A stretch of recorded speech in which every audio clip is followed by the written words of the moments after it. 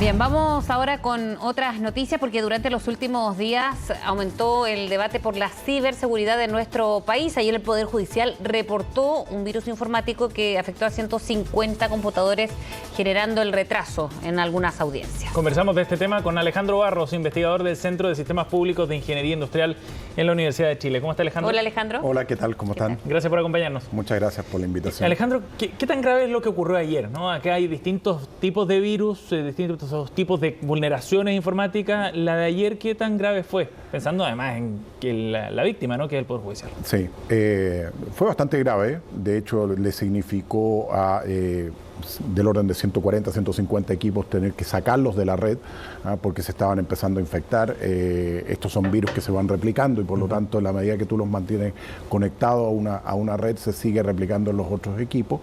Pero yo te diría que lo más grave es que esos equipos estaban usando, y no solo eso, hay del orden de 3.500 de un total de 14.000 y algo equipos, están usando un sistema operativo que ya está dado de baja por Microsoft, que terminó su vida útil el 14 de enero del 2020, es decir, hace 2 años y medio ya. ¿Y qué significa eso desde el punto de vista de seguridad? Significa que no tiene soporte, significa que no hay actualizaciones ni parches de seguridad y por lo tanto queda congelado, digamos, a cómo estuvo en ese minuto.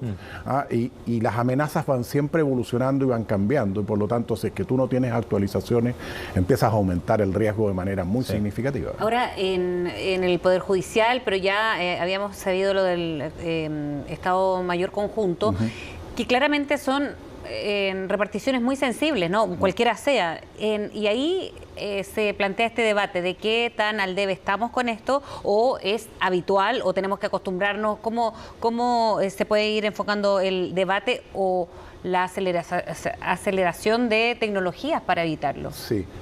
A ver, a tu primera pregunta, ¿qué tan al debe estamos? Estamos muy al debe. O sea, un ejemplo de lo que ha ocurrido en los últimos años, nosotros teníamos una ley de delito informático que era del año 92 y se acaba de actualizar, o sea, pasaron 30 años para que la actualizáramos y en esos 30 años en el mundo de las tecnologías han pasado muchas cosas. De hecho, al 92 no existían las redes sociales, entonces han habido, por un lado eso, por otro lado una institucionalidad bastante pobre en esta materia. Recuerden ustedes que la administración pasada, después de que hubo algunos de los casos en el sector financiero, se nombró a un asesor presidencial en materia de ciberseguridad, se le llamaba el SAR de la ciberseguridad. Primero estuvo Jorge Atton, después estuvo Mario Farren y después no hubo nadie. Y yo creo que estamos muy al debe en esto. Si uno ve lo que experiencia comparada en otros países, en la Unión Europea, los países de la OCDE, este tema se lo han tomado bastante en serio, porque tiene connotaciones bien graves, o sea, vulneraciones de datos sensibles, como fue lo que pasó en el caso del EMCO, o el no poder acceder a la información. Los dos hackeos son de orígenes un poquito distintos y tienen propósitos distintos. ¿Por qué son distintos? Porque en el caso del Estado Mayor Conjunto, lo que ahí hubo fue un grupo de hackers que se autodenominan Guacamaya, que tiene más bien connotación de carácter político. Ellos han atacado a varios países, fundamentalmente al sector de las Fuerzas Armadas y de policía, y también tienen motivaciones en el ámbito medioambiental. Han atacado compañías mineras, por ejemplo. Entonces, ahí el propósito era divulgar esa información y demostrar que no estaban tomando medidas para prevenir esos ataques. Y en el caso del Poder Judicial es lo que se llama más bien un secuestro de datos, que en el fondo lo que hacen los hackers es que te encriptan la información de tus computadores y después piden un rescate. Habitualmente se pide en criptomonedas tipo Bitcoin o alguna de estas para poder recibir una clave y que con esa clave puedes desencriptar los archivos. ¿Y eso con un fin financiero? Exactamente, ahí hay un fin económico. Y de esos han habido muchos. Hubo uno muy famoso famoso en Estados Unidos el año pasado de un oleoducto. Sí, que fue bastante Ahora, con respecto a lo que pasó en EMCO, también tenía que ver con un grupo de hackers que nosotros hemos hablado en estos días y también tendría como una finalidad de publicidad, si se adjudican este tipo de hechos, entonces ahí suman puntos, digamos, ¿no? Claro, o sea, ahí hay como dar como una cierta visibilidad a este grupo. Exacto. Ellos tienen unos principios que los han declarado en la web como esta América unificada y que toda la colonización lo que hizo fue atentar contra los pueblos originarios y también el tema medioambiental, digamos. Esa es como su línea de... Alejandro, ahora, ¿por qué Chile está en este pie de fragilidad, digamos, y de vulnerabilidad ante este tipo de ataques? ¿Qué fue lo que no hicimos bien para llegar a este punto? ¿Y cómo solucionarlo, además?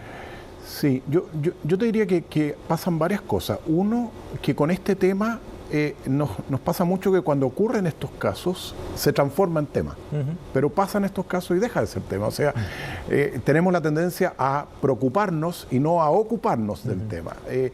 Porque el tema de la ciberseguridad no basta con que tú tomes medidas hoy día, tienes que estarlas tomando todos los días, porque todos los días están apareciendo nuevas amenazas, cada vez más sofisticadas. Esto es algo que no va a cambiar, va a ir creciendo en el tiempo y, como digo, cada vez más sofisticado. Y en la medida que tú no vas tomando acciones y medidas preventivas, que, ojo, dicho sea de paso, no te garantizan 100%, pero sí al menos reduce los riesgos, hacen que el no tener estas prácticas habituales, hacen que veamos casos como este, digamos.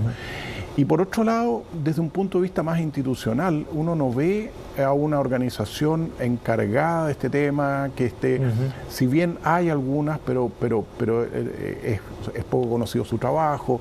Uno ve, por ejemplo, organizaciones como el CISA en Estados Unidos, que está dedicado a todo el tema de lo que se llama infraestructura crítica. Hasta hace algunos años atrás, lo que conocíamos como infraestructura crítica eran las carreteras, los aeropuertos, claro, pero ahora ahora la información forma parte de esa infraestructura crítica, digamos. En el caso chileno, el senador Kenneth Poe ha trabajado harto en este tema y ha puesto mucho énfasis en la necesidad de ponerse al día.